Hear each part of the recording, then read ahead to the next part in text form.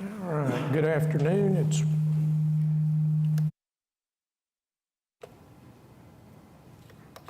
there we go.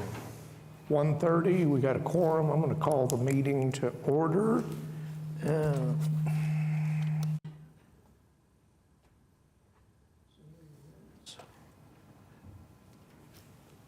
everybody look at the minutes? Do we have a motion? Mike, there we go. Motion to receive the minutes from the February 6, 2025 meeting. Second. Okay, we have a motion and a second. Cast your votes.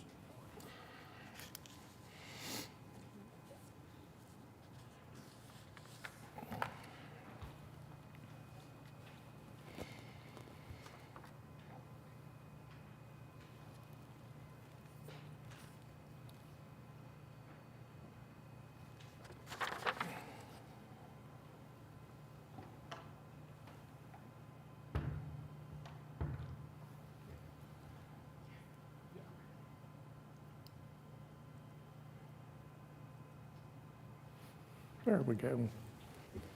All right, minutes received. Continuance requests. Cindy, looks like one. Withdrawn. Number 15 has been withdrawn, case number 15815. Okay. Item number 13, case number 15850 is continued to March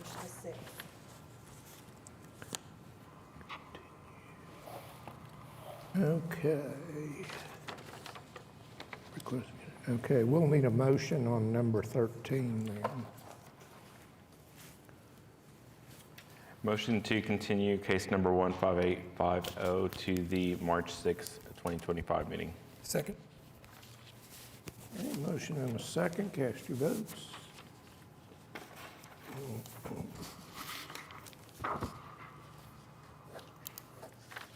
Okay, that one's continued. Is there anybody here today that wants to request a continuance on their item? Okay, I don't have a consent docket, so Cindy, will you call the first case, please? Item number 1, case number 15852 is a request of Huntley Company Holdings LLC for a variance to sign regulations in the C3 Community Commercial District located at 2914 Northwest 73rd Street.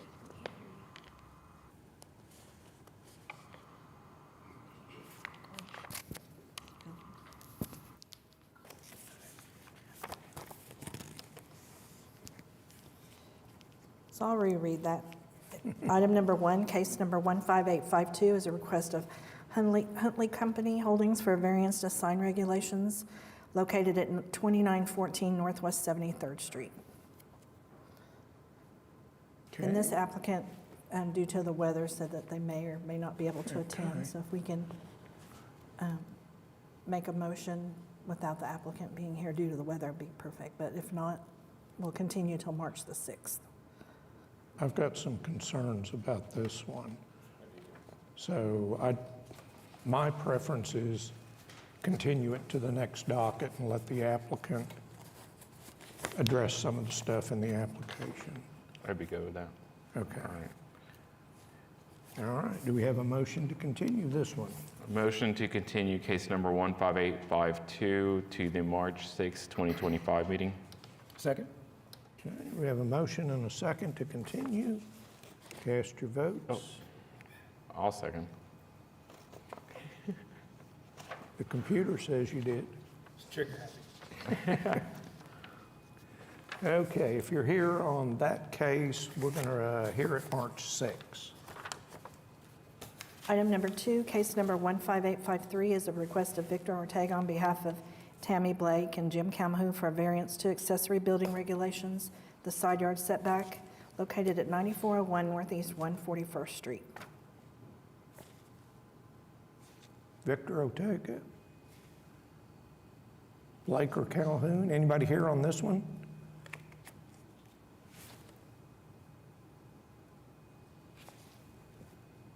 Do you want to defer it or vote on it without them?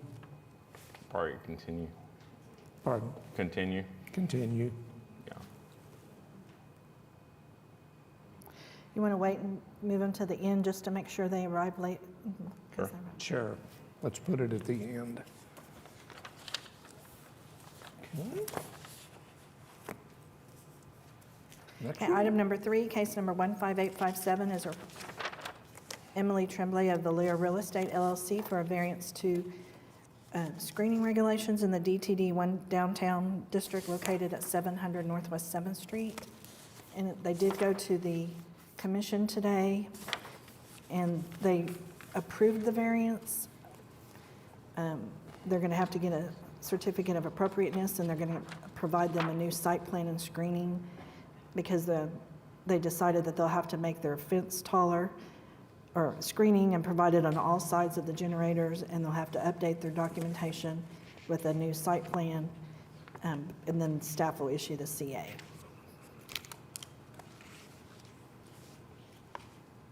Emily? Anybody from Valor? Oh, here we go, okay. Good afternoon. Emily Tremblay, Director of Facilities for Valor Health, Valor Real Estate. We're requesting 2 variances, one for the top of the generator screening. Because of the elevation of Lee Avenue to the east of our building, we are unable to screen the top of it. However, we are willing to screen as high to cover the generators, but that requires a variance of above 8 feet, so that would be a 13-foot fence on the taller generator and an 8-foot, 8-inch fence on the smaller. Okay. Questions or comments from the board? Yeah, are you saying you can't screen the top, or you can screen the top if you get a variance to go above the maximum height? Screening the top would be difficult without putting an actual structure over the generator. Because Lee is actually probably 10 feet above our parking lot, just onlookers can view the top of that generator from that street.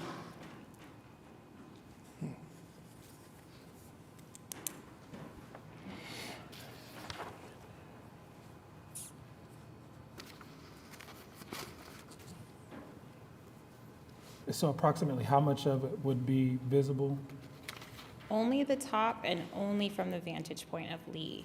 If you are at the elevation of our parking lot or any other direction, the entirety of the generator would be screened to the top of the generator.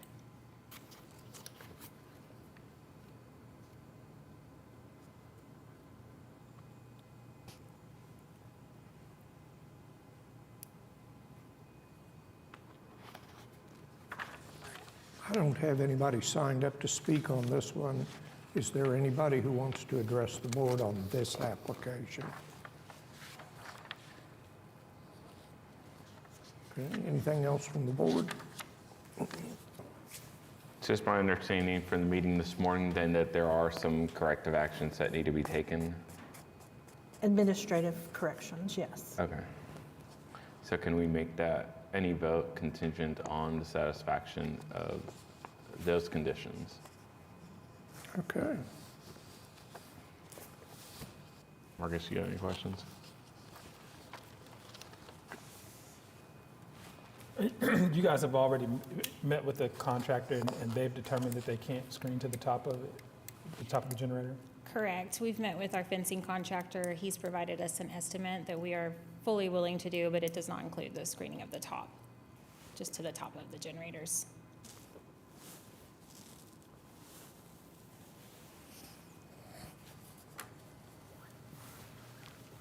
I guess that's my only thing, is I just want to make sure that there's not a solution that exists to screen it so that we meet that hardship requirement. If it's just simply wanting to provide a smaller screening, that's one thing.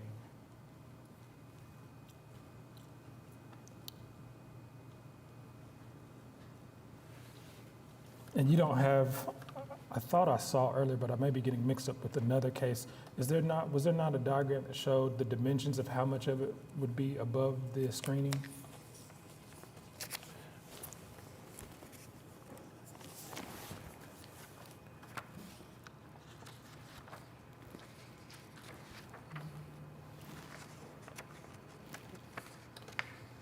Maybe go back to the one with the architectural drawing. Back one more. Yes. So there's a couple of things here. Sorry, it's hard for me to read this Yeah, far. apologies from staff. For some reason, PrimeGov is messing up the PDF here. I could try to bring it up from the design meeting if needed.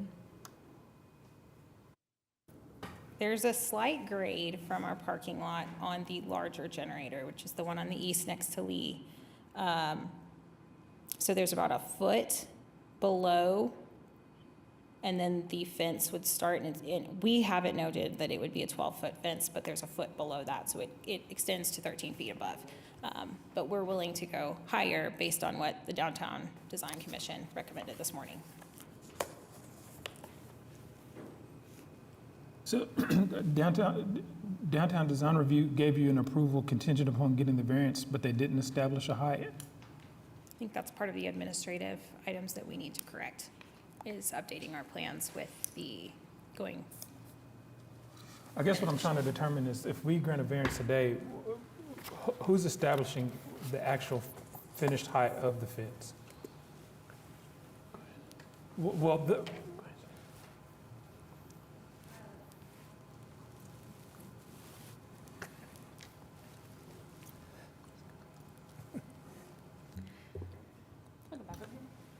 Do you want mine? Sarah Welch, Planning Department. There's a couple things going on here. One of them is that this is in a design district, so they're required to get, of course, the CA from the committee and/or the commission and/or staff.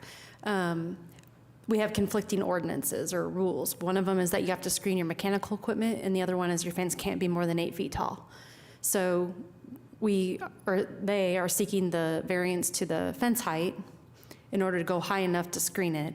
And I think what you'd be doing is allowing them to screen it to the satisfaction of the Urban Design Commission and/or staff. It might have to be taller than 13 feet, and the design district staff is aware of that. But they'll have to go through and meet all other proper, screening material and everything else in order to be granted that CA. so we're just going to grant a variance to exceed the maximum height, and then staff and Downtown Design Review will determine that height.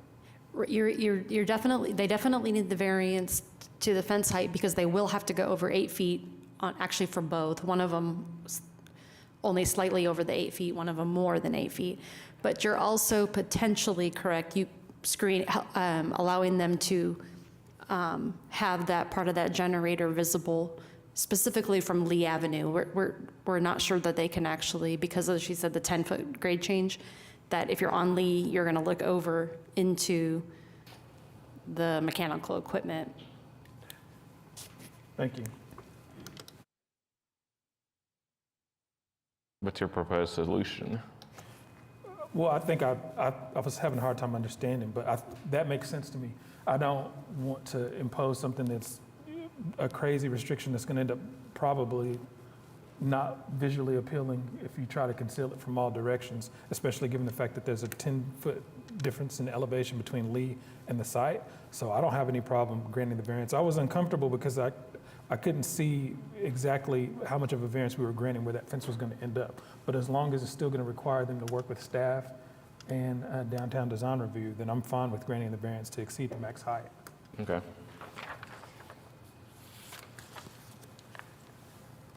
And that's all we're granting right here is the max height.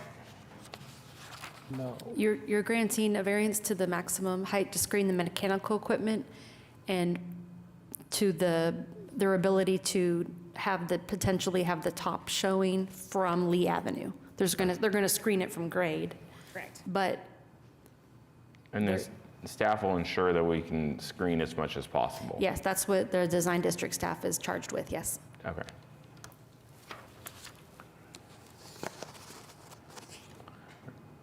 All right, so I'll make a motion to approve case number 15857, subject to the applicant satisfying and I guess accomplishing the CA or getting a CA on this. Second? Okay, we have a motion and a second. Cast your votes. You're approved. Item number 4, case number 15859, is a request of Leslie Drake on behalf of David and Leslie Drake, Brian and Kimberly Eiley, Doris D. Levy, and Richard S. Busey II, Matthew and Stephanie Norris, and Roger Smith and Patricia Smith for variances to the development regulations in the AA Agricultural District and to regulations regarding restoration of nonconforming buildings at 4401, 4301, 4409, 4309, and 4316 Maxine Drive.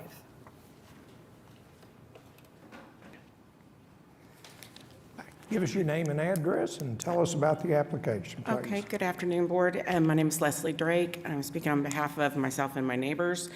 We're seeking a variance for properties on Maxine Drive to the side setbacks. Our homes were all destroyed by a tornado, and we're just wanting to be able to rebuild similar to the homes that we had previously. And there's nobody signed up to speak on this one. Is there anybody who wants to address the board on this application? Okay. I did receive an email from someone that couldn't be here due to the weather, and it was a neighbor just adding support to the application. Yeah, okay. And her name was Deborah Davis. Okay, thank you. Questions or comments from the board?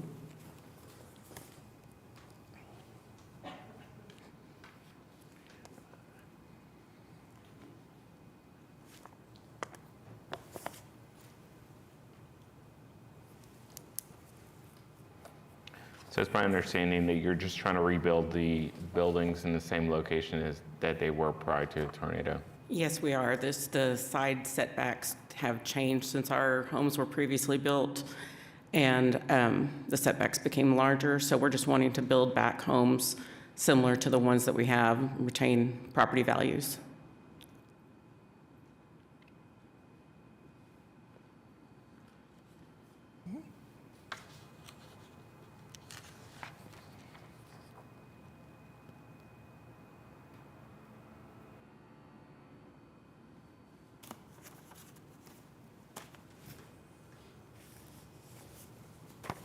Are we ready for a motion? How much are we varying the setback? We're wanting to get a 15-foot side setbacks. What is the current, is 50 foot currently? 25 is the current. Do you know what it was when these homes were erected? I'm sorry, I couldn't understand what you said. What was the setback when these homes were initially built? On the original build, I'm not certain. It's since been annexed and zoned agricultural.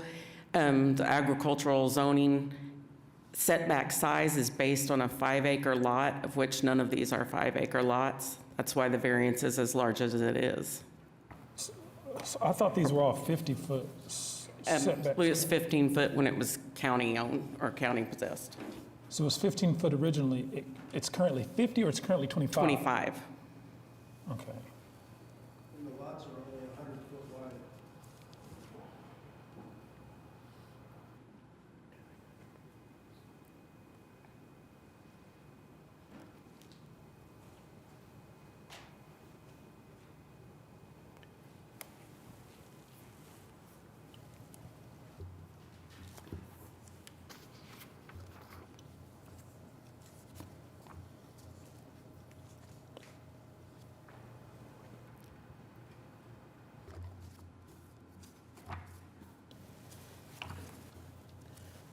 Sarah, can you clarify, can you clarify, am I misunderstanding on the application?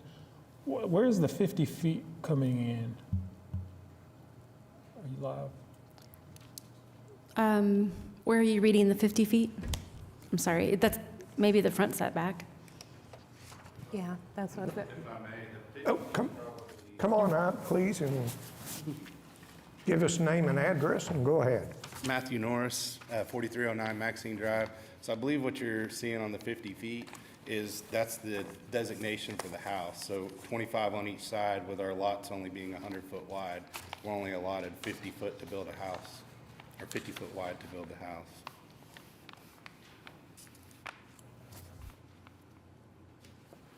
So essentially, we're varying 10 feet on the side yard setback. So, could I speak, Sarah Welch, Planning Department. So, what we're seeking to do, so this subdivision was brought into Oklahoma County before it was in Oklahoma City limits. When it was annexed into Oklahoma City, it came in as our AA zoning district, which has a 5-acre minimum lot size currently and 25-foot setbacks on the sides. That's been fine for them, but now that their homes have been destroyed, specifically more than 60%, they're technically supposed to comply with the 5-acre minimum and the setbacks of the AA district, and they can't. So what this variance is seeking to do, and it may be different for each lot, they all have the same condition, they all have the same storm event, but it allows them to put their homes back where they were previously. So they can't increase a nonconformity. You're not going to allow this variance will not allow them to increase the nonconformity. So if they were at 15 foot before, they wouldn't be able to go to 10. But it just simply allows them to. We're trying to get them whole again. That helps a lot.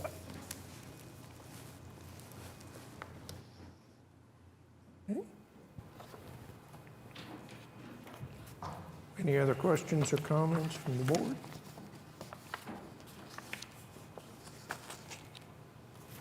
Ready for a motion? All right, motion to approve case number 15859 for the purpose that it meets the statutory requirements for the requested variance. Second? Okay, we have a motion and a second. Cast your votes.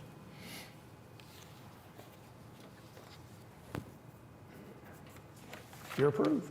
We're done. Item number 5, case number 15842, a request of Gardner Studio on behalf of Independent School District Number 89 for a variance to sign regulations in the R1 Single Family District located at 2401 Northwest 115th Terrace.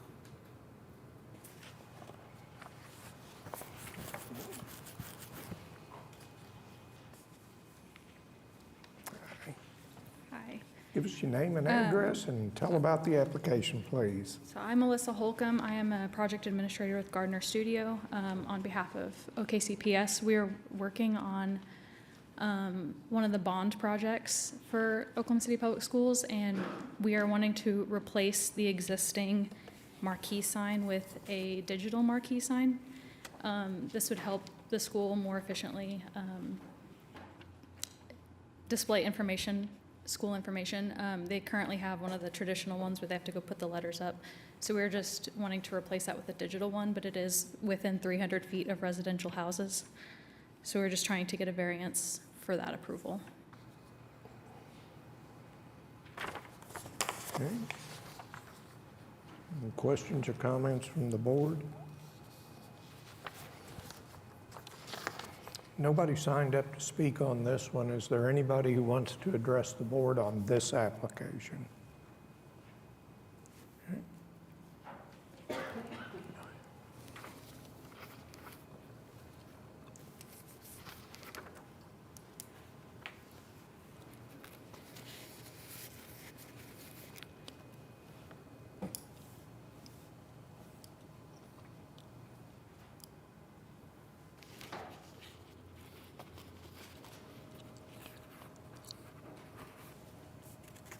I didn't see any protest in the packet.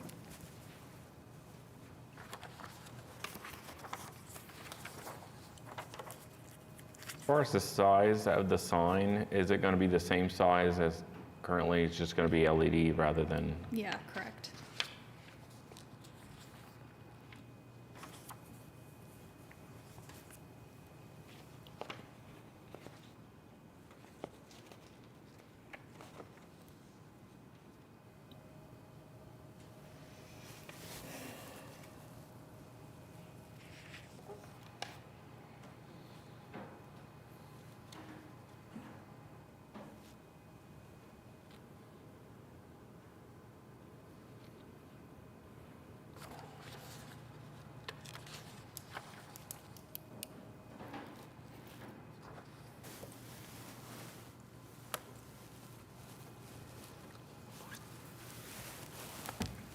I'm initially a little bit apprehensive, just we've had this discussion several times about, particularly in regards to the sign code. But I'm assuming that this was subject to the same notice requirements. There's a lot of houses there. If nobody sent any letters, you don't have any protests, nobody's here to protest it. I think it does help me to get on board with it. Especially, and correct me if I'm wrong, but so if it were more than 300 foot away from residential, this EMD would be allowed as long as it adhered to the operational hours of 8 p.m. to 7 a.m. And they're going to adhere to those hours anyways, so I think I can get behind it. I did receive a lot of inquiries on this one, and they were more concerned if the height was going to be more, but I stated it was going in the same location, and they seemed to be happy and didn't, say they were going to send in a protest, and I didn't receive any. Yeah. Yeah, I think being at that site, the houses directly to the south are the ones that I'm most concerned about. And if none of those folks said, hey, this is going to be an issue, there's some two-story structures there, there's some backyards, standard fencing, they're not high fences. And if they're not worried about, the illumination interfering with them in their backyard or coming through a bedroom window, that would be my biggest concern. So if that's not a concern, then I think I'm okay.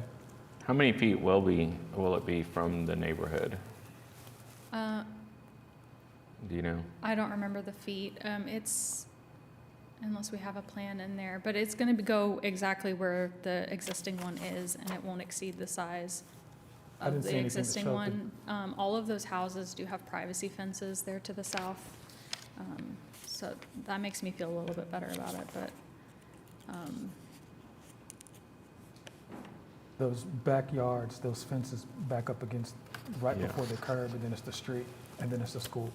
So I don't know what the dimension is, but it's right there.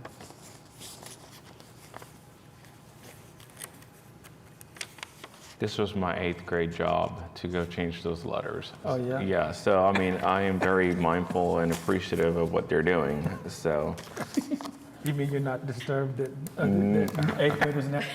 I've gotten over the PTSD of having to go out there in the snow and ice, so. Were you tall back then also? Had an advantage, that's why they picked you. I wish. I mean, it's one of those, I do realize that we're trying to implement the new signage code, and we're trying to be very particular as to what we do allow. Seeing how it's not a new sign that we're putting in, it's just replacing the old one, I feel a little bit better. And we're not increasing the size of it, and the fact that, like you said, it's going to be operational only during a certain number of hours, I can get on board behind it. Okay, sounds like we're ready for a motion then. Motion to approve case number 15842 for the purpose that it meets the statutory requirements for the requested variance. Second? Okay, motion and a second, cast your votes. You're approved. thank you.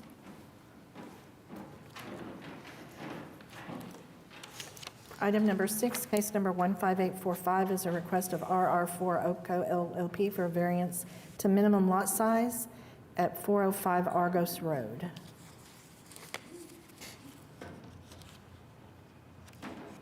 Anybody here for the applicant? I believe this is one that we had, that they may not be here due to weather.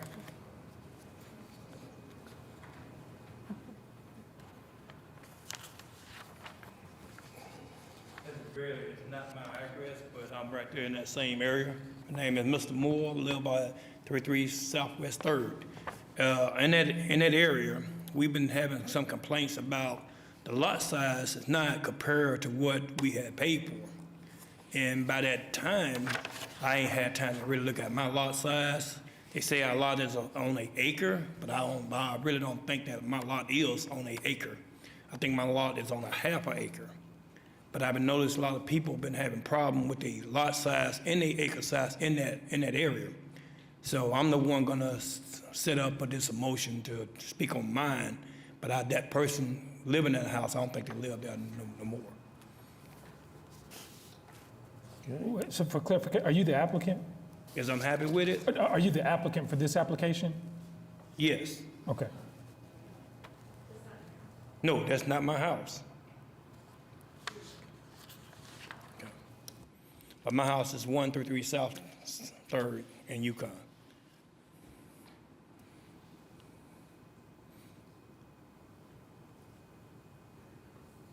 So did you all read in the summary where this was approved by City Council in 2010, and it's been through several real estate transactions? It's just, this property is now under contract, and the lot size is 5695 versus 6,000.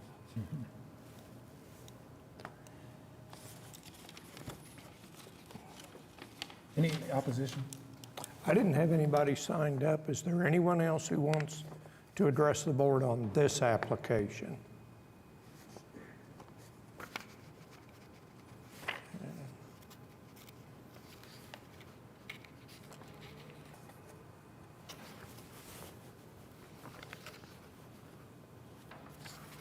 Like I said, this letter just came to us, it's because I live in that area, so I just decided to come in and see what your board hearings was about the property and stuff like that. So I really don't know anything about it because I work 24/7, so this was my day off because it was snowing, so I just came in. Hi, Sarah Welch, Planning Department. You would have received that notice if you live within 300 feet of the property that is trying to seek a variance. And what's happened to them is that their minimum lot size requirement is 6,000 square feet. And when they went to try to sell the property, the lot's only 5,000, just under 5,700. They're about 300 square foot short. And so they're here to try to have this board grant them a variance, meaning that they have a hardship, they can't get any more land, and they need to complete their real estate transaction. But if you have questions about your lot, we are more than happy to get your address, and we'll see how yours comes out and make sure you don't have a similar problem. Okay, I sure appreciate it. Okay. Thank you. What was your address, sir? It's 133 South 293rd. Okay. Okay. Yep. Thank you. Anything else from the board? You want to vote on it? Or I'm fine with voting on it without them being, I don't see much changing, especially if we didn't have any opposition, but I'm also, if you guys are wanting to defer it, that's fine as well. I'm okay with voting yes, if it's a motion to approve. Him too, I guess I'm confused. Does the plat require a one lot minimum? Is that why it's pointed out and now we have to vote on it? It's I based figure out on how the we're getting zoning. involved in a real estate transaction. The zoning is R1, and so the minimum lot size is 6,000 square feet. And this was not, not to the fault of the applicant. Really, the developer at the point when the construction of the home was in 2010. So was it a plat, that plat that was adopted, what was it, 2006, and then the house was built in 2010, and it just never got caught? Right, it's had several real estate transactions. At that point, someone could have caught it back then, but they didn't. And so now this is a new one. And Yeah. they said, sorry, it doesn't meet the lot size for their funding. Want to know what appraiser that was? Very eagle-eyed. Well, I'm fine making a motion to approve. Like I said, this is this is the ideal case for a variance, right? So, motion to approve case number 15845 for the purpose that it meets the statutory requirements for the requested variance. Second? Okay, we have a motion and a second. Cast your votes. And this one's approved. Okay, item number 7 is case number 15851, an application for a special exception by LaDonna Hasley to operate a childcare center in the R1 Single Family Residential District located at 2100 Northwest 43rd Street.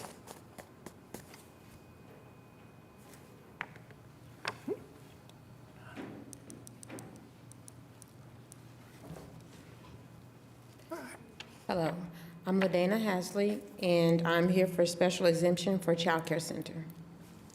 Give us your address, please. Your Excuse me? address? 2100 Northwest 43rd Street.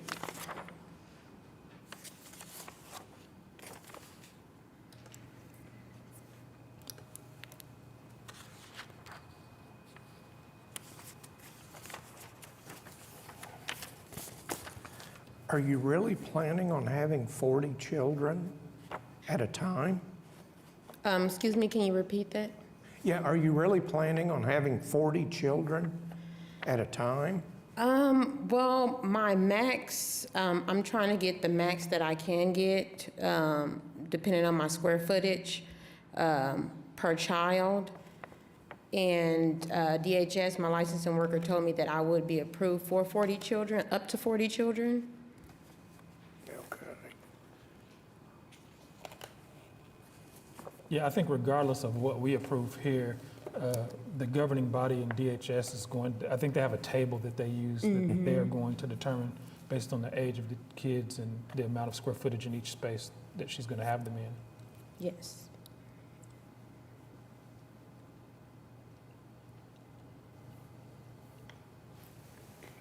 Let's see, nobody signed up to speak on this one.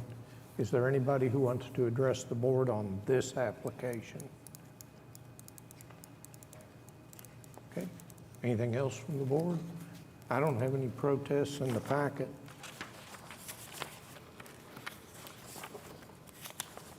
I didn't receive any protests. Okay.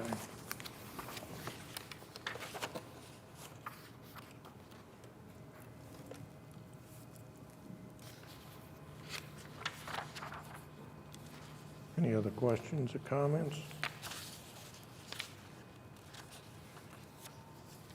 In the packet, there's a picture of their parking illustration. Yeah. And that's for her 12 children. I'm not sure what you're going to do for having up to 40. Will that change? The parking lot? No, that won't change.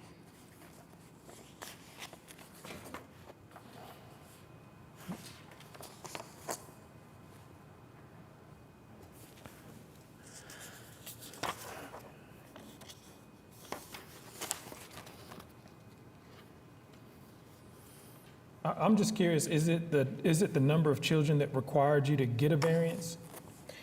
If you had a lower number of children, they would allow you to operate the childcare facility in residential?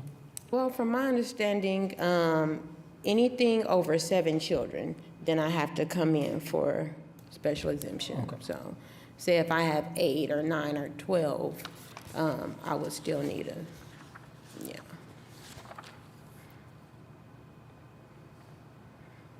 My main concern is if you're listing 4 employees, but you've only got 2 parking spaces, where's everyone else going to be parking?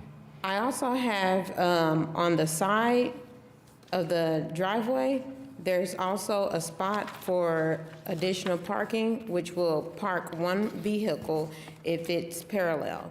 And then I also, outside, by the fence of the playground, there's also 2 spots available for 2 more cars, parallel parking.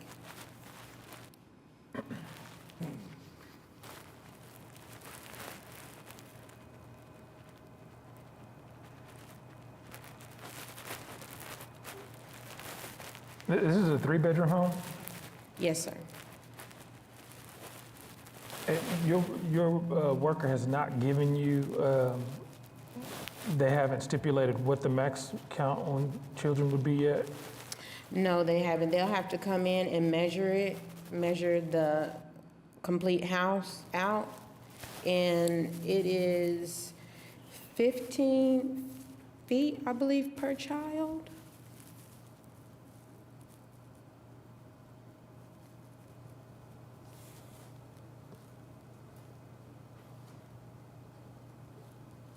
Do you operate the childcare, do you operate childcare there currently?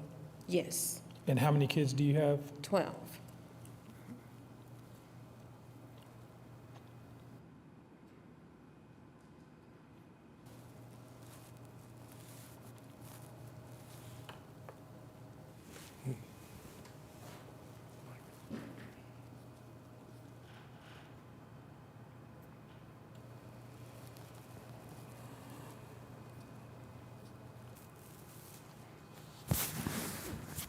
do you do drop-off in your driveway?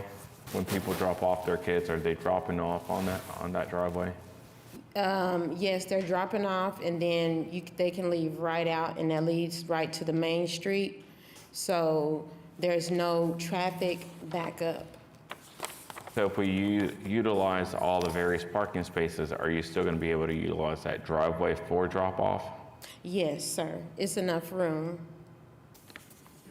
Wait, for 3 cars, and then where's the pickup drop-off designation? And the pickup drop-off destination will be right in front of the, let me look at my pictures again. It's North Penn, I mean, that's a Yeah, that's exactly busy street. Yeah, I'm not comfortable with them being picked up there. The kids would need to be, or there would need to be enough sufficient space for parking and for parents to pull up into the property.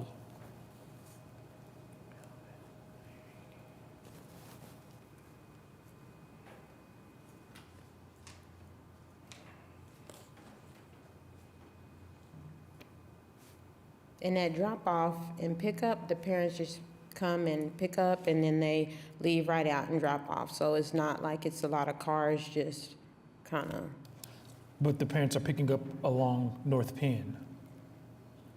picking up on North Penn. Yes. Well, they're coming into the driveway and then leaving out on North Penn. Well, they might be doing that now, but your max capacity now is at 12, which is within which is under the threshold for home daycare. So you're able to operate it alone, correct? I'm able to operate it with, I have 3 employees. You have 3 employees now? For just the 12 kids? Yes, And you foresee staying at 3 employees when you go up to potentially 40? 4. And the reason why I have 3 employees now is because I don't need 3 employees, but the fact that if I have more hands-on with the children, I am a 5-star, so the more teachers that I do have, the better quality the children will get.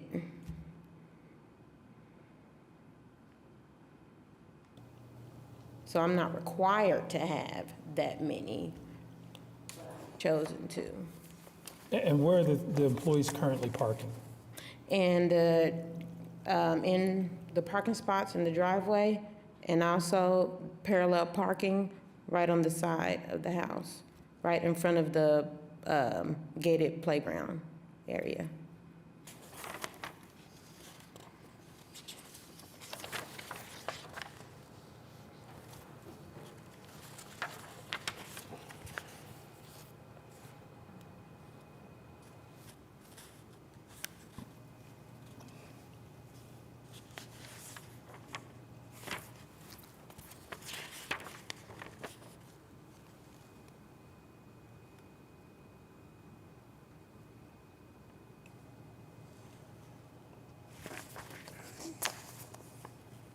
It's not a very wide road, it looks like, on 43rd. My concern is if you go up to 40 and you've got pickup, I mean, people are going to have to be lined up on 43rd Street going west, and I'm not sure what that's going to do to traffic. I'm just kind of concerned about the traffic situation.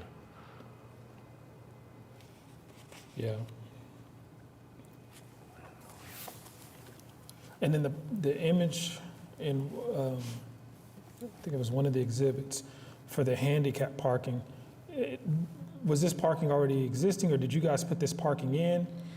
Because I can't tell from the photo, but my concern is whether or not it meets ADA standards On the on the parking, on the handicap parking in particular, because it uses up a little bit more space than just a standard parking spot.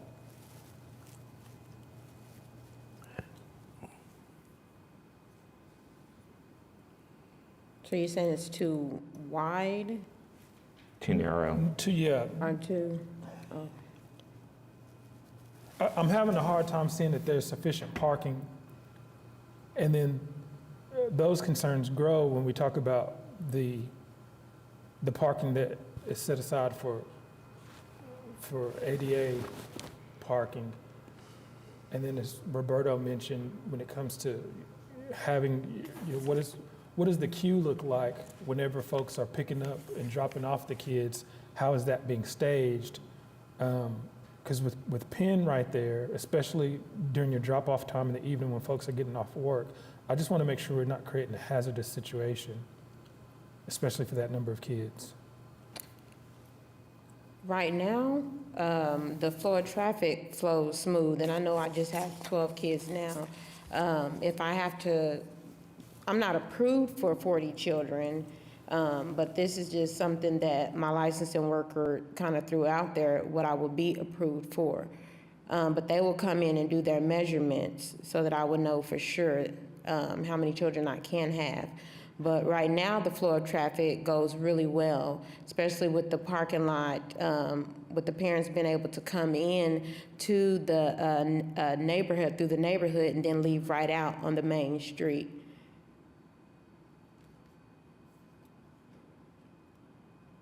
I guess my question would be, is it a little premature right now to vote on it without knowing exactly what this is going to be, Maybe. what we're looking at?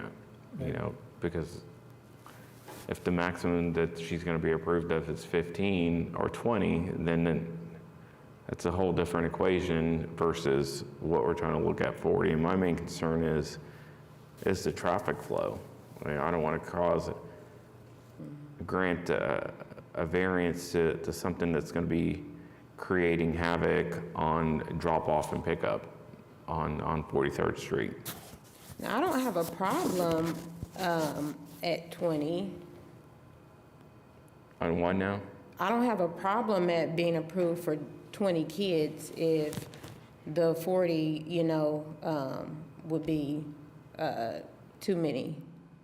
Well, I want to know, Yeah, I just like to sure. know from DHS what we're looking at specifically.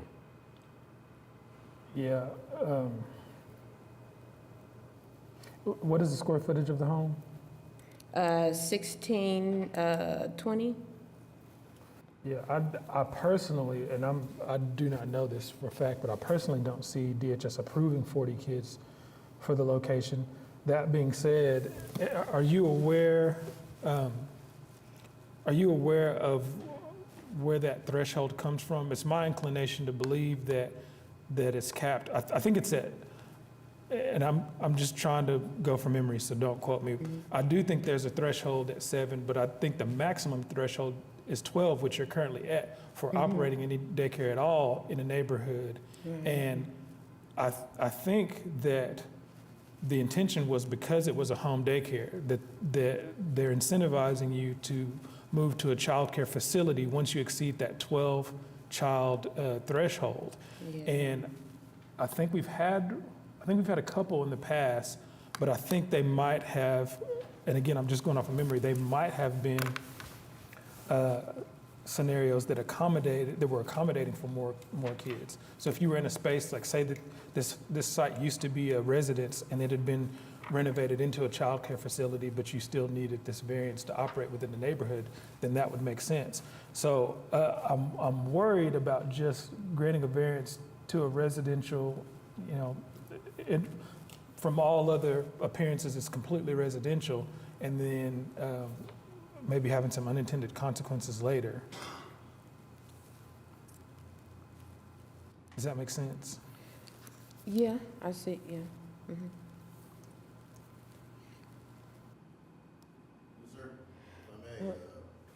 Go ahead, come on out.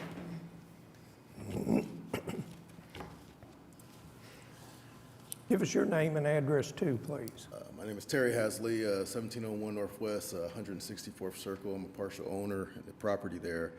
The home was converted into the garage, and various other areas were converted to make it a bigger housing area that would make it suitable to convert into a child care center in the future. So it was done so that there can be more children there once that child care center is approved. Of course, she had to get the variance in order for that to be possible. I believe you said that in a statement earlier, and that is actually what took place. Yeah, I saw the garage, I can see the garage conversion from one of the photos.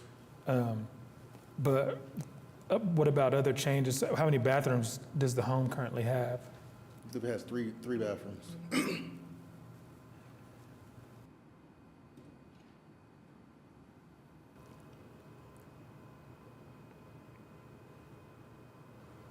So currently, this is under the R1, it's under a home occupation, which a family daycare can be under a home application. But you can't have employees that don't live there, nor can you alter the property with parking. I mean, those are just the home occupations. So now she's trying to convert it with the grant of a special exception, because it says it can be in residential. But then the board, it says the board has to make sure that no residential structure shall be physically altered in a way that would have a negative impact on the residential uses. So, and maybe that's where we're caught right now, is between the two, because under the current operation, they don't need a variance, correct? Under the current, no, it's R1, and she's doing a home occupation, which is conditional, and she has to meet those conditions. By staff? Well, she doesn't have to go through the building permits process. But you can have that use if she meets, that she will employ no one that doesn't live in the home, no signs on the property. I mean, there's a list in the home occupation. And which I see a lot of things in her photos that doesn't be residentially compatible, but they've been operating a family daycare there. So now she wants to increase it, and I understand that with the variance, we should have a number so that we can put that in there, that you're only operating to have X amount of children. Not just up to, but.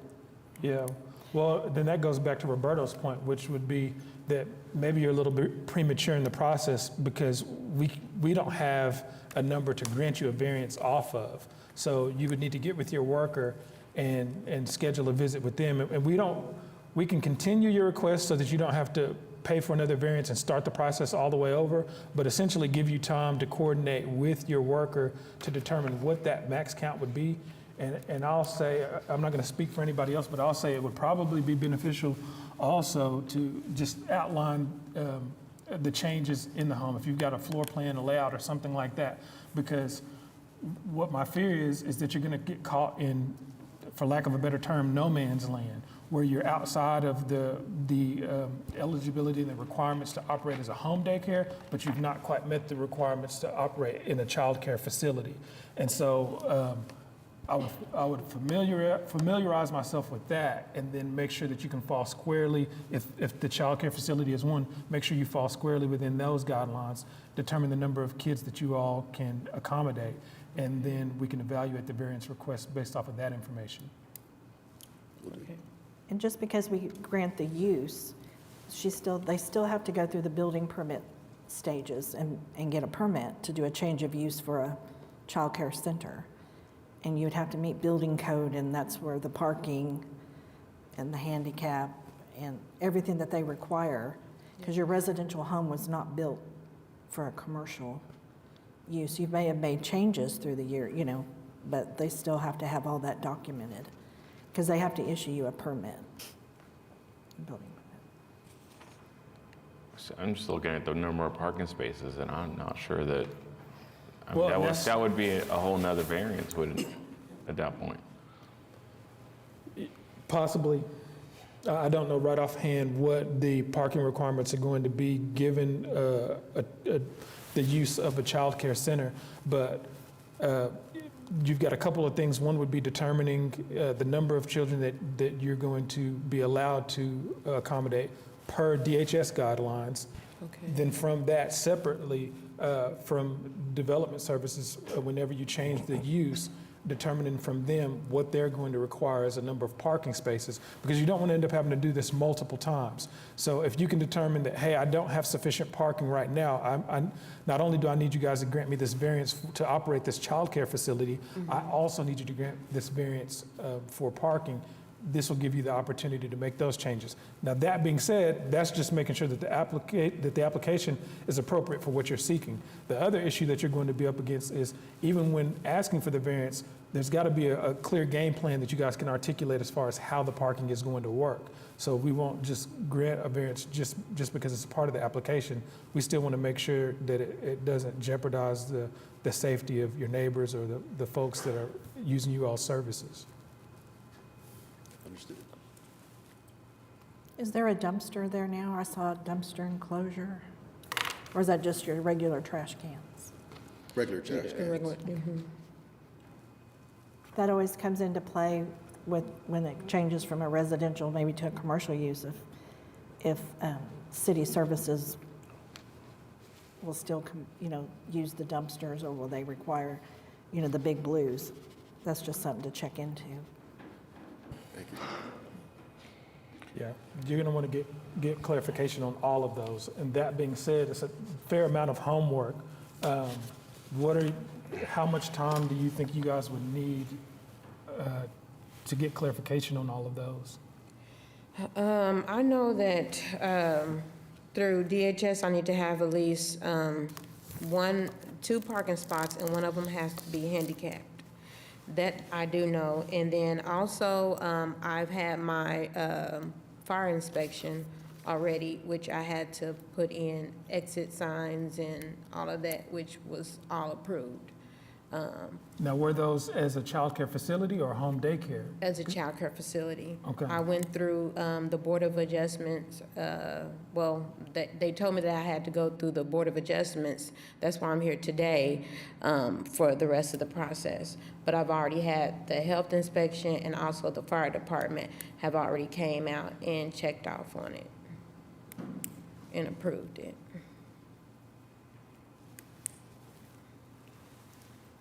Did you have a building permit with a change of use? Say Did it you again? obtain a building permit for a A change building of? permit? No, ma'am. Okay.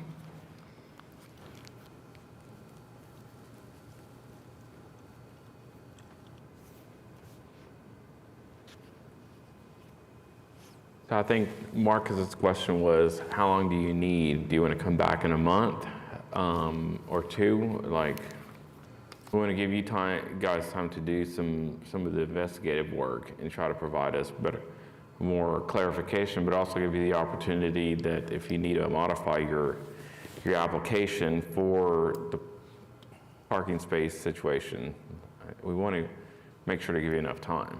We need to do the research. How much time do you need to take all this? So we have March 6th as our next meeting, and then we have March 20th, April 3rd, and April 17th. March 20th. Okay. All right, so we're going to make a motion to continue it to the March 20th meeting. And at that point, if you still need more time, you can request a continuance after that too. So you're gonna want to make sure before that meeting that you can articulate to us the amount of children that you're going to be licensed for per your worker, the parking requirements per, I think it'd be plan review.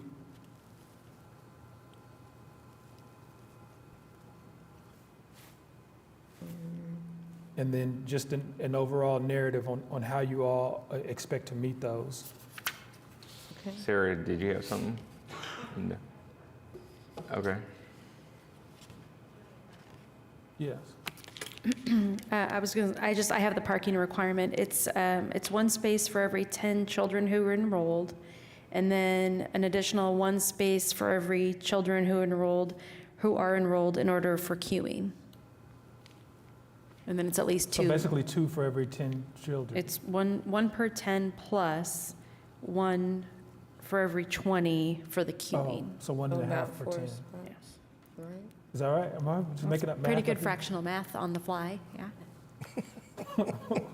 It has nothing with regards to workers? For a childcare center, it does not. It just has a 2 queuing spaces minimum. Interesting. What about ADA? That is going to be dependent upon how many spaces are required, is how many ADA spaces you need. Is a percentage of the total space? It's a number per spaces required. So these are the questions you're going to want to get answered, and I'll be candid with you. That's the part where I think it's going to be tricky. So you don't want to come here and not be able to articulate how that's going to work, because it's going to be very difficult for us to get behind, or very difficult for me to get behind approving something that we can't show that, you know, we can meet these codes on parking. Okay. Sounds like a motion to continue. There you go. All right, motion to continue case number 15851 to the March 20th, 2025 meeting. Second? Okay, we have a motion and a second. Cast your votes. And we'll see you again on the 20th. Item number 8, case number 15840 is an application for a special exception by Jill Angel and Natalie Suzanne Angel to allow home sharing located at 2048 Northwest 22nd Street. Give us your name and address and tell us about your application. All right. Hello, I'm Natalie Angel. My sister Ashlyn Angel and I co-own the resident. Unfortunately, she couldn't be here today. And we're applying for the special exception for to allow for short-term rental. Just to give you a little bit of history, we bought the house in April of 2022, and we lived there when we were relocated to work on the series Tulsa King. So we were there for about 8 months before we went home to Austin, Texas, where we live, and we turned it into a rental property. Last year, we started the home share with our approved home share application, so we did the short-term leasing starting last year, January 2024.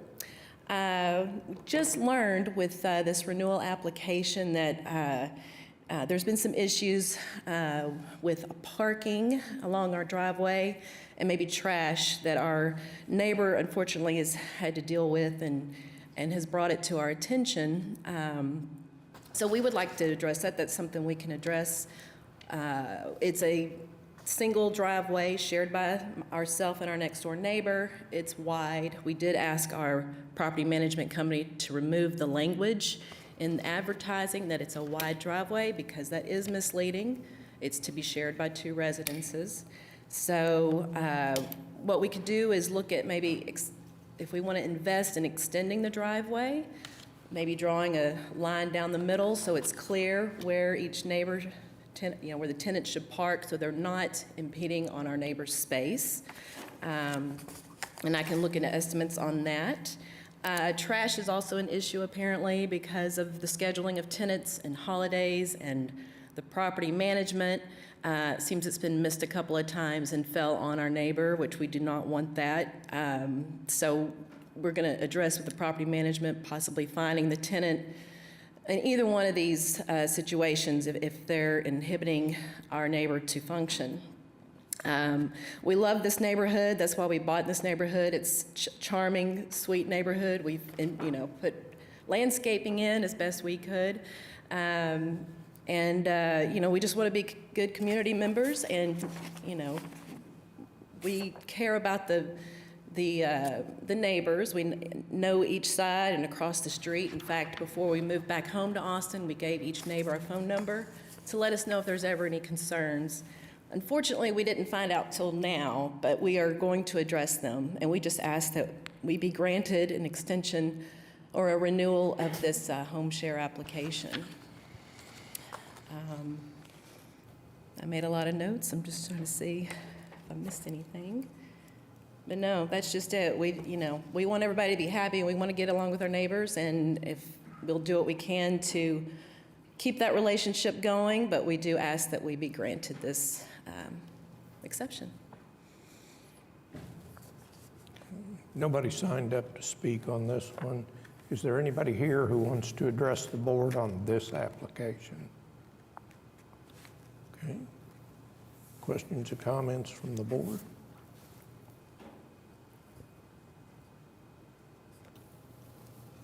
Is there a reason the application has lapsed? It looks like that this application for renewal was not submitted until the end of last year. There's confusion on my end because in March of 2024, We did a renewal application, we sent in, and had it notarized, and we sent in the $24. This was March of 2024, so I was under the impression that we were extended till March of this year, but when I got the notification recently that it was expiring in December, we immediately reacted and applied again. And honestly, I didn't realize we had to pay another $300 to do that. I thought that was a one-time fee, but I've learned since then that was wrong.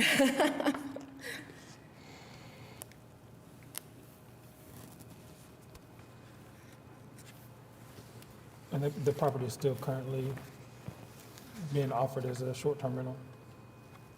Yes, it is. And on the Airbnb, there's, like I said, I've asked the property owner to reduce or to remove the wide driveway note.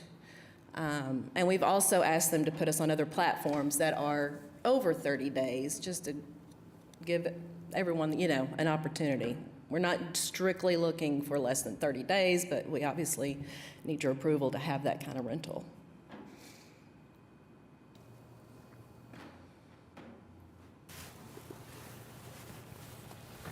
Is there a place in the back to turn a car around with the extra driveway, or is it more of a, I'm having a hard It's time. a straight no. I mean, yeah, small car.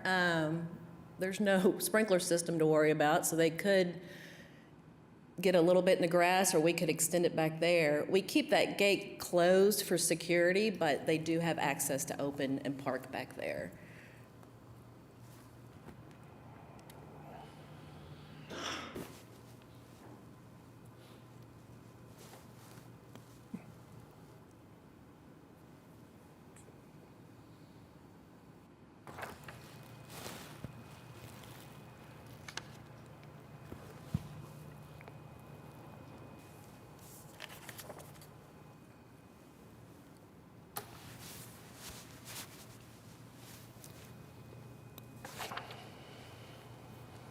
I didn't see quiet hours listed in the application. Yeah, there's 10 to 8 a.m. There's definitely stuff to add, since Don's not here to mention everything. I think my concern is some of the frustrations that your neighbors are having to see, but also the fact that you've continued to operate this as a short-term rental despite the fact that you no longer have the special exception in place. Yeah, we failed to ask our property manager to take it off the website. And, I mean, currently I'm in there, but it hasn't rented since, it did rent, I think, for a couple of days in January. So we were past that expiration. And that was just complete oversight, because again, because I paid that $24 in March, I thought we had till March, and we didn't want to cancel on somebody.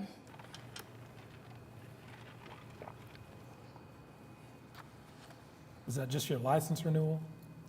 Yes. The short-term license, yes.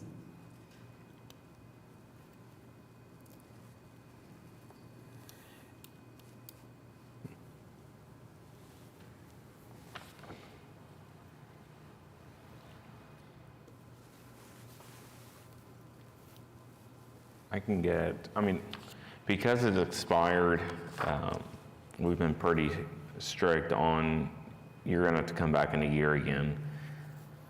And I think based off of the feedback that your neighbors have given, I think that probably would be wise anyway to do.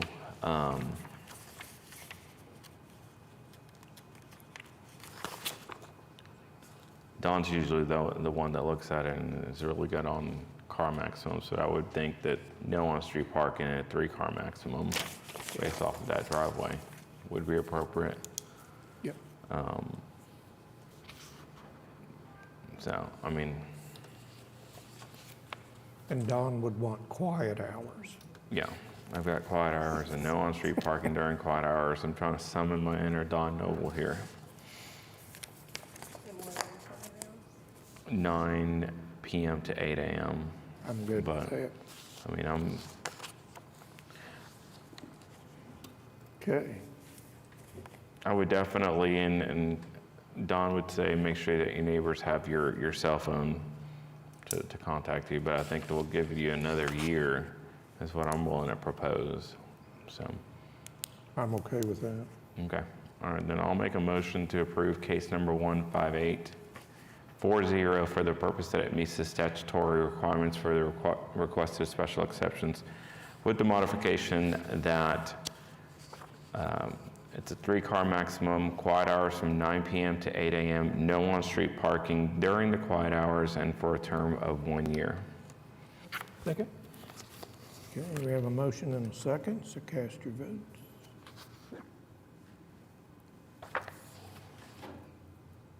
You're approved. Thank you very much. Appreciate your time. Thank you. Item number 9, case number 15844 is an application for special exception of Block Active LLC to allow home sharing at 3132 Northwest. Hi, my name is Allie Lynn Vaughn. I'm currently located at 1200 Ridgeway Drive, Moore, Oklahoma City, 73160. I'm here to ask for the special exemption for the short-term rental at 3132 Northwest 63rd Street.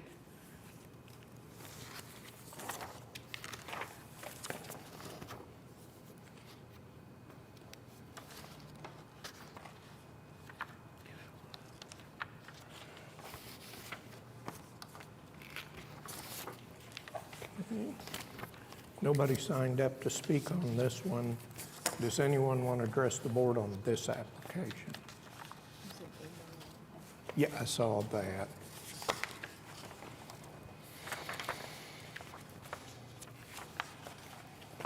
Yeah. Okay. Questions or comments from the board? You are aware of the protest on the property? I'm sorry? The protest on the property? Are you aware of protests on the property?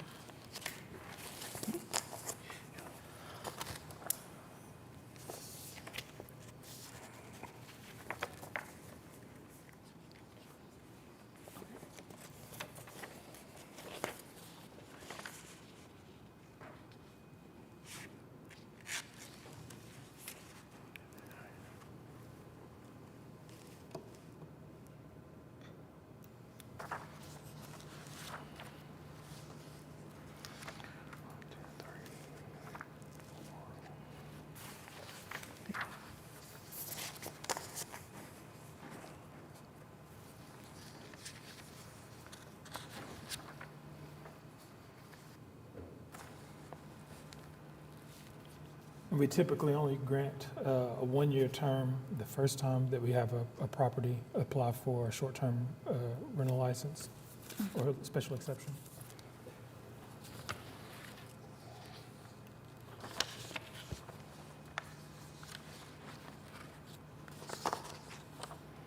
Same modifications for yours, 1 year, quiet hours from 9 p.m. to 8 a.m. On yours, just based off of the fact that you're bordered by Northwest 63rd, there's not going to be any on-street parking, period, regardless of the time. And then, would you say you can fit 4 cars in that driveway pretty comfortably? Yes, because we do have a 2-car garage as well, Okay. and the driveway will fit 3 cars comfortably. All right, I'm going to put a 4-car maximum on that one. Okay?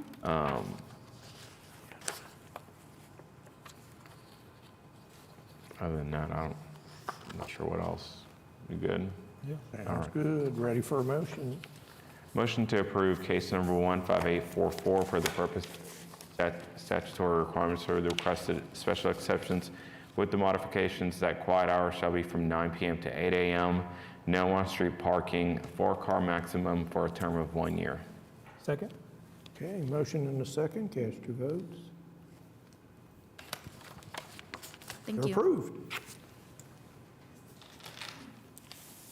Item number 10, case number 15846 is an application by Ryan and May Corsi to allow home sharing located at 9136 Northwest 119th Street. Hi, I'm Ryan Corsi for 9136 Northwest 119th Street for home sharing. I know that there was one write-in for an HOA, somebody that's representing the HOA.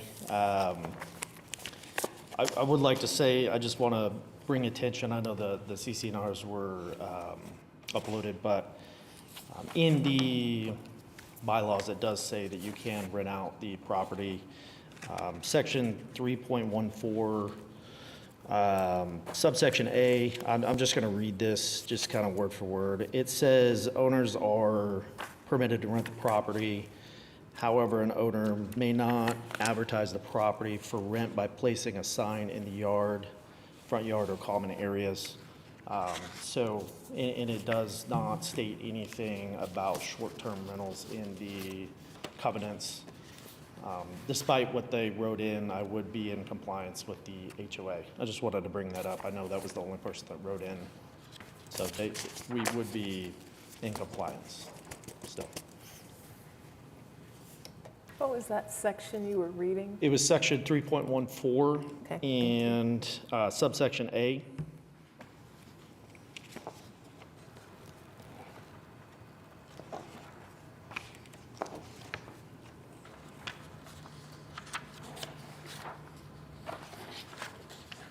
Okay. And Sarah, this application is not subject to the new covenants and restrictions portion of the ordinance, is that correct? Correct. There is a new ordinance that went into effect on Sunday, but all these applications were received prior to the effective date.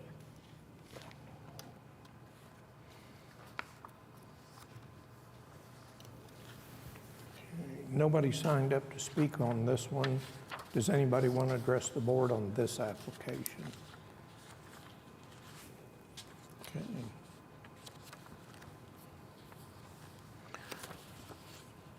As to your driveway, would you say you can fit 4 cars comfortably? Can they use the garage?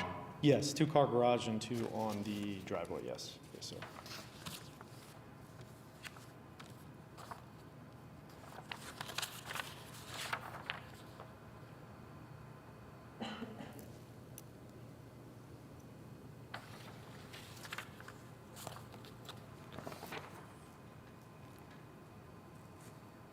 So I'm going to make the same modifications as I've had in the prior one, the prior applications, just so you know, 1-year term, 9 p.m. to 8 a.m. quiet hours, no on-street parking during those quiet hours in your case, and then a 4-car maximum.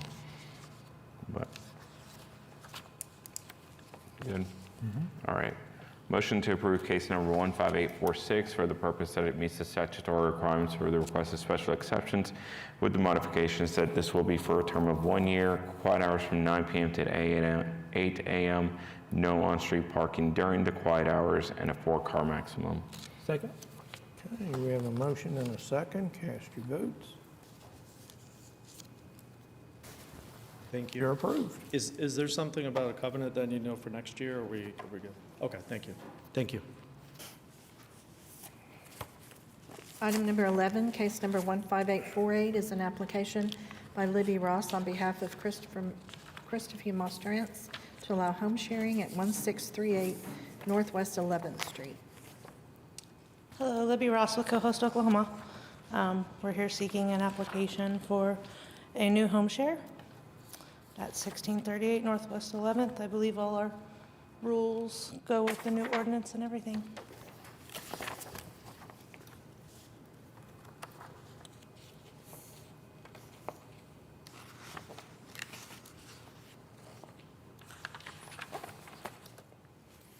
Nobody signed up to speak on this one. Does anybody want to address the board on this application? Okay.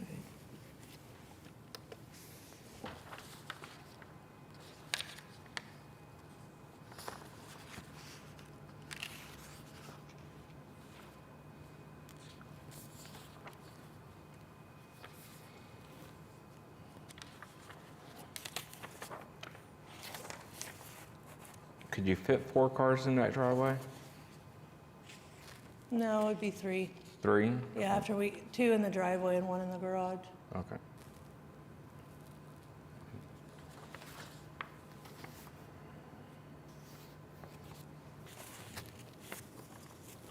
This is new.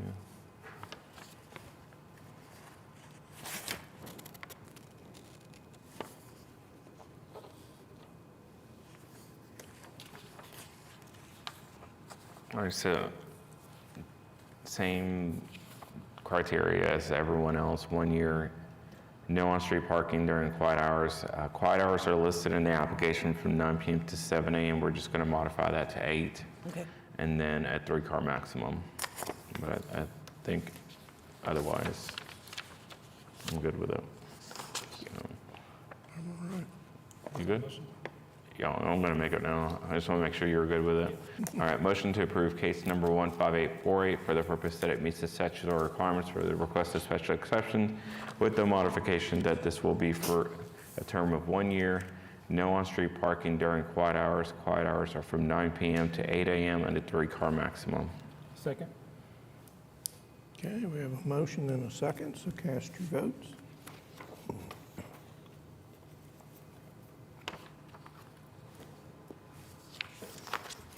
You're approved. Item number 12, case number 15849 is an application by Libby Ross on behalf of Lenise Watson and Ashley Jones to allow home sharing at 1427 Northeast 24th Street. Again, Libby Ross with Co-host Oklahoma, on behalf of our client at 1427 Northwest 24th Street.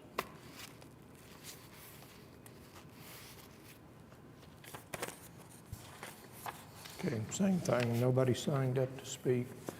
Does anybody want to address the board on this application? Okay. Questions, comments from the board? In the application, it says a number of rooms being offered is 2, but then asks 3 rooms have queen or bigger. I'm confused. How many rooms does it have? The 2-bedroom, and then 1 room has 2 beds in it. Okay. There's three beds in the home. Okay, so 1 queen and 1, and then the other one has multiple beds. Correct. A queen and then a trundle. I believe it used to be a 3-bedroom house and they knocked out a wall, so 1 bedroom is abnormally large with a weird little cutout. Okay. And you're asking for 5 in this one? Okay.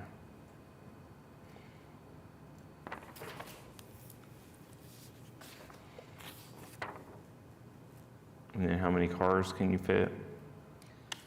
We could stack 3 down there in that driveway. It goes back into the backyard. There's not a fence on the backyard. All right. The same changes. You good with the motion, Marcus? Yeah. Okay. Motion to approve case number 15849 for the purpose that it meets the statutory requirements for the requested special exceptions with the following modifications. This will be for a term of 1 year. Quiet hours from 9 p.m. to 8 a.m. No on-street parking during the quiet hours and a 3-car maximum. Second. Okay, we have a motion and a second. Cast your votes. You're approved. Thank you all. Thanks for braving the weather with us today.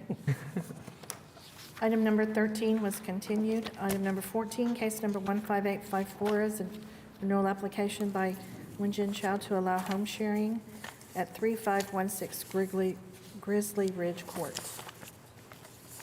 Hello, everyone. My name is Wayne Chow, 5609 Snowberry Drive, Plano, Texas, and I'm the owner of 3516 Grizzly Ridge Court in Yukon, and I'm here to request a renewal for the home sharing.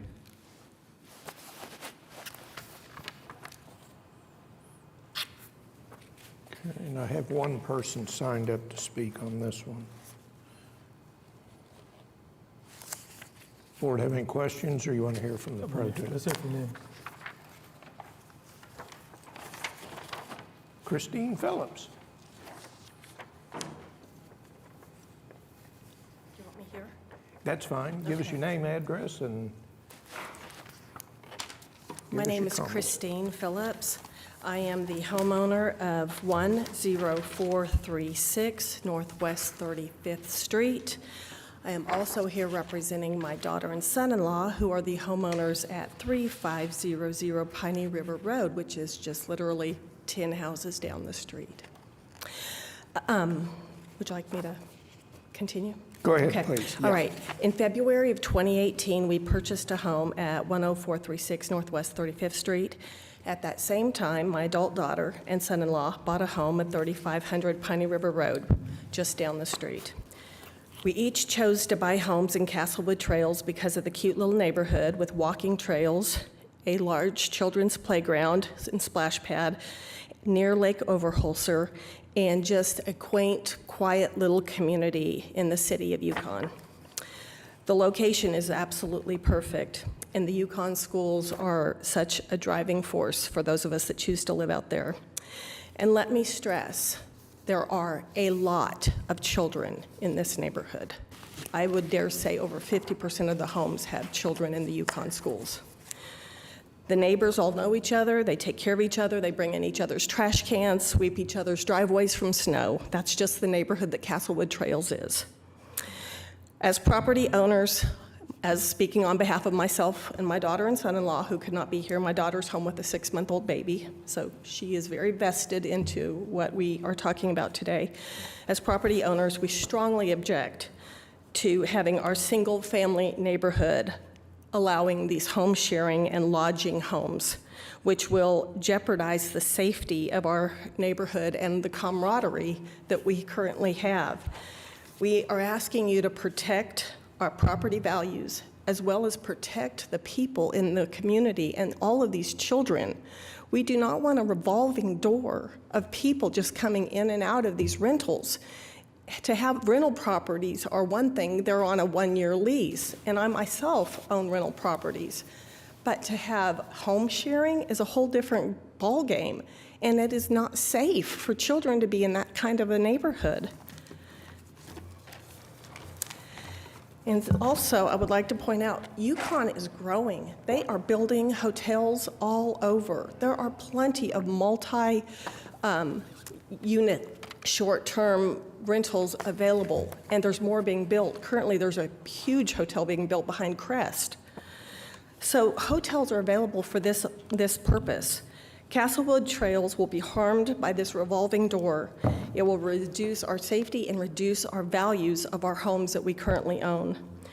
We have a highly sought-after starter home neighborhood. Most of these homes are purchased around $200,000, $250,000. So it's somewhat affordable for the Yukon area. And so we're just asking you to protect this sought-after neighborhood and just put a stop to this. Thank you. Okay. Questions, comments from board? Jerry, you want to respond to that? I agree with her actually, but if I don't get approved, I hope I'm not the only one get rejected for the whole area. I think that's more fair. Okay.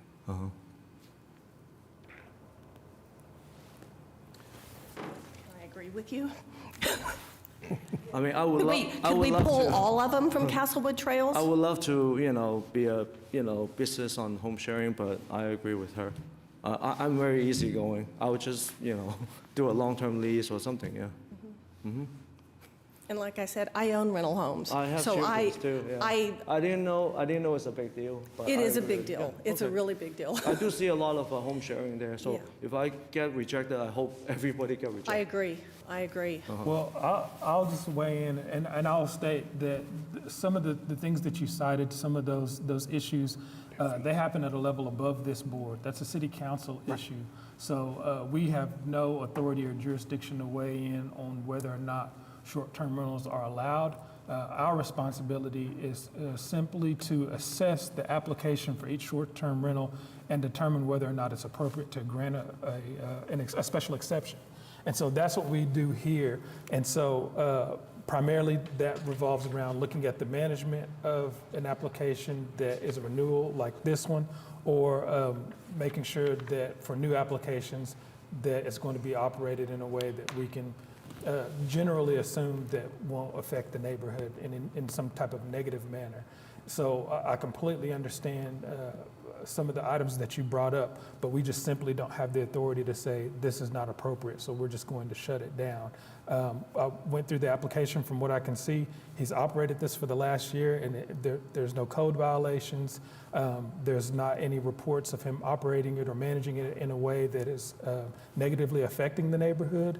And so whenever we have a situation like that, we tend to go ahead and grant a renewal. So I don't want you to think that our voting decision is because we're not listening to you or that we don't care about your concerns. It's just that we're very limited in what we can review and make a decision based off of and what we cannot. And while I personally agree with some of the things you've stated, there have been several other people that have shown up here and cited, the larger concerns on a macro level of what happens when you allow short-term rentals in your community. That is not something that this board has the authority or the purview to weigh in on. So I do want to let you know that we've heard you, but given what I have here today, I'm just evaluating whether or not he's going to operate it in a way that's consistent with the goals that we've set for operators to work within. So did I hear you say that Yukon approved this? Is No, that what you? this is Oklahoma City. I understand that. Okay. So you originally gave the permit, correct? He's already been operating this. For a year? Yes. Correct. Okay, well, I didn't know about this a year ago, or I would have been down here. And so I will pose that that's probably an indicator that he's a good operator is the fact that you guys weren't even aware that he's operated it. We've had others come in here before and ask us to deny a renewal application based off of things that have happened in the year that we've granted a special exception, and they were keenly aware that there was a short-term rental operating because it had become a nuisance, it had become a problem for the neighborhood, and they hit on many of those topics that you stated earlier. It's usually the ones that you don't even know that are operating that are doing a good job because it never comes to your attention. It's been managed well. And so I don't live there, so I can't say this for certain, but based off of what I have to review in front of me, it certainly looks like this is one of those properties that is being managed well. So the only way to get rid of these short-term rentals in Castlewood Trails would be what? How do we, as property owners, how do we stop this? So you're talking about a decision that would be made at the city council level. So you can reach out to your city council person and express these concerns to them. They are part of a body that has the ability to do away with short-term rentals. Okay. And there are areas in this world that are, I think, getting rid of Airbnbs just in general, right? And There's a real movement against them. Right. And for good reason. But we're not quite there yet. Now, you said what can be done, and so that's where, that's why I asked a question earlier as to the new city ordinance regarding short-term rentals. And within that, I believe that there is a provision that if the covenants and restrictions themselves forbid short-term rentals specifically in there. Is that correct? I'll answer. Hi, Sarah Welch, Planning Department. There was an ordinance that was just passed by City Council. We actually already had an Airbnb, a short-term rental ordinance. There were changes that were approved. It just went into effect this past Sunday. This application is not subject to what I'm about to read or discuss, and also no renewal applications would be either, as I was just reading it to our previous guest. But going forward, the new ordinance allows the Board of Adjustment to consider as a basis for denial any restrictive covenant which both specifically identifies home sharing or short-term rental, and that there's specific, I'll send this to you, but specific requirements for that. And then also, it has to be filed a record against the real property on which the use would occur. And so that's one thing. One thing is that it allows this board to consider any covenants, specifically prohibiting home share. The other thing that the ordinance now does is something that's been in operation for a while through a moratorium that was passed by our city council, but it's now part of our code, where that there cannot be more than 10% of the dwelling units on the block that could be approved for a special exception, which means a home share that is operating when the operator doesn't live there. So that's the case here. on the map on the screen, you can see the dark box that's considered a block. At a rough count, that block would be limited to a maximum of 2. So on each block, you could have up to 10% technically, according to this code, could be a special exception. So that's just 2 things in place. One is regarding the board's ability to deny an application, and the other is staff's ability to accept an application. That will limit overall the density or the number of special exceptions that could occur in any given block.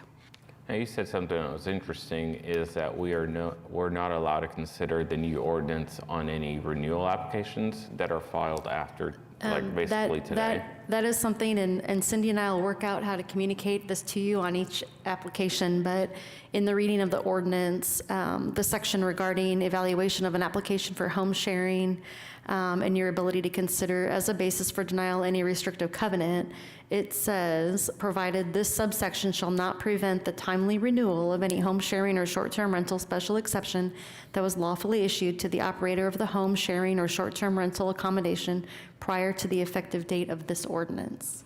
Okay. So there are things going forward that I think neighborhoods are going to be able to do. Now, it's going to be up to the neighborhoods whether or not they can get sufficient votes, because I do believe that many old covenants and restrictions do not have that specific language pertaining to short-term rentals or Airbnbs. I think that disseminating that information to HOAs and the community at large is probably going to be critical for them to try to take action and be proactive in maybe limiting short-term rentals in their neighborhoods. But like Marcus said, as it stands today, we're under certain guidelines that we must follow. And we have denied certain applications when it was very, well, we could tell that the properties themselves were not being managed in a proper way. I mean, I'm with you. I've got one in my neighborhood too. All right, and it came before me, and I felt like I had to allow it at that point. So, I mean, unless the applicant's willing to withdraw his application, I think we'll take a vote on it. Do you want us to vote on it, or what do you wish to do? It's up to you, but I just want to, since Well, I didn't pay the money to be here today. I'm actually living next to the house. I personally manage the house. Okay. And out of all the Airbnb, I'm actually the least aggressive one, because I intentionally increase the lease at least 7 days or higher, so I don't attract any random people. Yeah, so I don't like that idea, but I just don't want to leave the house there, just sit there and do nothing. But I do understand. Why don't you rent it long-term? I mean, there's not enough rental houses in Yukon. Because I'm using the garage. You're using the garage. So my specific application, I said the garage is not. Hey, I'm sorry, you need to both address the commission, not each other, sorry. I just want her to feel comfortable. I'm not, yeah, but I'm sorry. I do agree with you. I want to agree with you, but yeah. Okay, so as to the application itself, how many cars can you fit in that driveway? I can fit 4, but I can only allow 2. Yeah, okay, so we'll put a 2-car maximum on that. And then no on-street parking. Yep. I mean, otherwise, thank you for, I mean, if you were granted it, I'm presuming the special exception is through March 7th, and that's not the license itself. So it's a timely renewal. Is that correct? March 7th.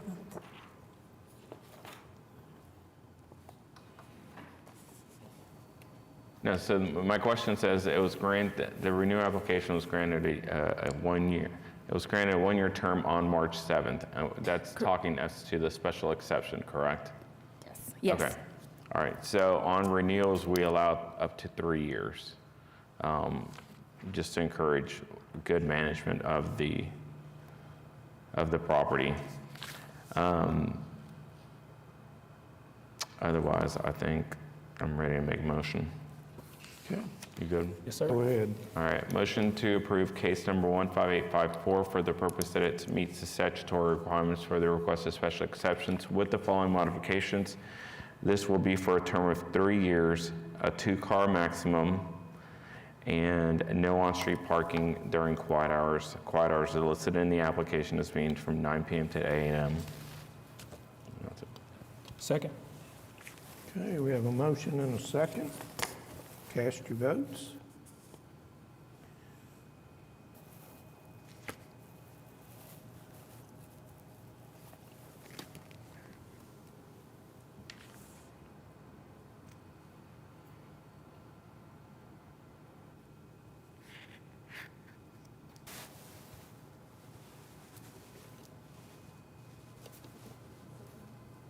I don't have anything. Did yours pop up? Yeah. I moved. Mine says we're waiting. Oh, it's waiting for a second. So I second it, but I Yeah, Marcus don't did. have a panel. There we go. Now vote. Okay, you're approved. Thank you.